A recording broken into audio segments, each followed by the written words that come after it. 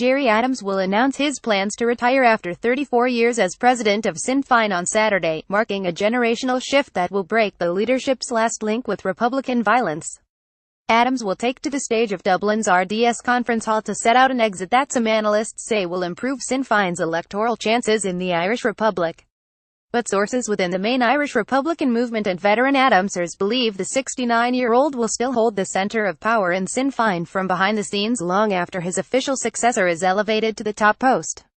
Having survived as head of his party longer than 5 British prime ministers, 6 Irish premiers and 5 U.S. presidents, Adams will use the televised speech to set out a timetable for his departure that he has indicated will take about a year. When he does finally go, the Sinn Féin politician most likely to take over from Adams will be the party's deputy leader in Dublin TD, Mary Lou McDonald.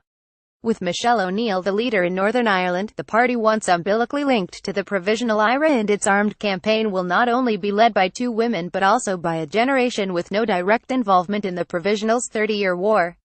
One veteran of the IRA's West Belfast Brigade who was once close to Adams and his family doubts that the former MP for the constituency and TD for Louth in the Irish Republic is about to relinquish his control of the party. Gerry made Sinn Féin in his own image, the former IRA prisoner said. Whatever you think about him, he was the master strategist. He built Sinn Féin up into an efficient electoral machine.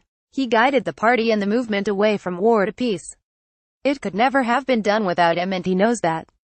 He still thinks he can push them on to power in the South Irish Republic as his final achievement. So he will be staying around, in the back room, working the controls. Outside observers of the often closed world of Irish republicanism also agree that Adams's history and character dictate he will still play a leading role behind the scenes. Díglan de Briaden, the author of Power Play: The Rise of Modern Sinn Féin, said it is hard to imagine him withdrawing entirely from political activity. He said Adams was even more likely to remain a key backroom figure following the death of his friend and closest ally during the peace process, the late Deputy First Minister of Northern Ireland, Martin McGuinness. Although he has a certain popular appeal as an icon of Irish republicanism, the more controversial aspects of his past are constantly highlighted by political opponents in the Republic. On Adams's switch from Northern Ireland to the Dáil, de Briaden noted he has never really settled into the political scene in the Republic, and his grasp of the finer points of economic policy, for example, remains rather limited. Nor does he appear to enjoy the cut and thrust of parliamentary debate. Gerry Adams with the Sinn Féin deputy leader, Mary Lou McDonald, who is tipped as the candidate most likely to succeed him as leader.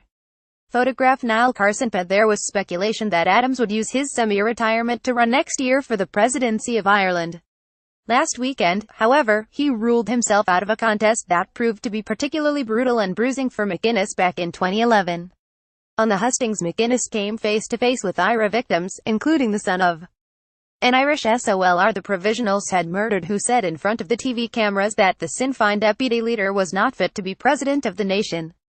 Given the allegations leveled at Adams ranging from being a senior IRA member to ordering the kidnapping, murder and secret burial of the mother of 10, Jean McConville, in 1972, charges he has always denied, it seems unlikely he would want to resurrect such controversies during a televised Irish presidential election. Adams's unofficial biographer, however, believes the Sinn Féin president will impose one cast-iron rule on his replacement, a vigorous defense at all times of the legitimacy of the Provisional IRA's campaign. Malachi O'Doherty, author of Gerry Adams: An Unauthorized Life, said the priority for Adams is that his party never disowns the IRA. He will not want or allow any successor to ever cast doubt on the validity of that IRA campaign. He will want them to state that this campaign was as legitimate as the rebels of 1916. Despite his many remarkable achievements in turning the Republican movement towards solely peaceful constitutional politics, Adams is now seen by both external observers and some party insiders as a brake on the party's growth in the Republic. His long-standing connection to the IRA's violent armed struggle and his often poor performances in Dáil parliamentary debates continued to alienate vast sections of the Irish Republic's middle class. Yet despite his promise before this weekend's 2017 Sinn Féin Ardthace to provide a roadmap to retirement, Adams, the author as much as the leader, continues to leave hints about his true intentions. Earlier this month he launched a new book, a collection of his writings on topics ranging from his thoughts on Brexit to his love of dogs. Adams's latest work is titled Never Give Up. Gerry Adams 1970 Adams joins up with the Provisionals after the IRA divided with the Marxist officials. 1972 He is interned without trial in Longkesh prison camp as an IRA suspect, but freed that summer to join an IRA delegation that held secret meetings with British ministers in London. 197,376 Adams is imprisoned several times and starts to write under the nom de guerre of Brownie for the Republican newspaper Infoblact, mapping out a political strategy beyond the IRA's armed campaign. 1981 While Sinn Féin's vice-president, he plays a pivotal role in the hunger strikes in which 7 IRA prisoners and 3 INLA inmates starved themselves to death for political status.